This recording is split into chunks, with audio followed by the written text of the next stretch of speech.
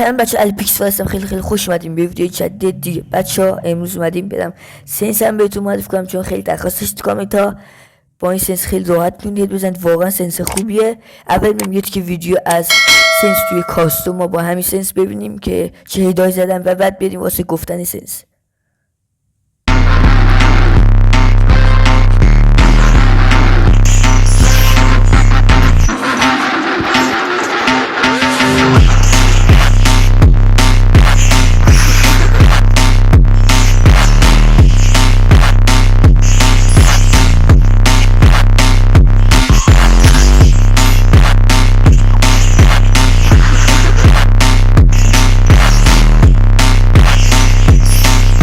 خب بچه همونطور که ویدیو دیدین، حالا بریم واسه گفتن سنس. بچه اولی که همین ترینی هم یه چند تا هید بهتون نشون.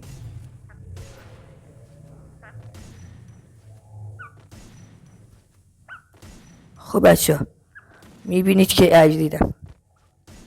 خب بچه دیدید که اینجوری. حالا بریم واسه گفتنش. خب بچه بریم واسه گفتن سنس. بچه سنس اینه. بچه اولی اینو بذار دو دیفالت و اینکه اولی 199، دومیش 0، سومی 99، چهارمی 90، پنجمی 0، ششمی 200. خب بچه حتما خواهد پست دکمنتری چنده. دکمنتری من 56 و اینکه دی پی من اکثر نمیزنم، ولی دی پی زدنی سایز دی پی من 720. خب بچه امیدوارم این ویدیو خوشتون اومد باشه. لایک و ساب کامنت یادتون نره. خیلی عشقید. خدا نگهدار.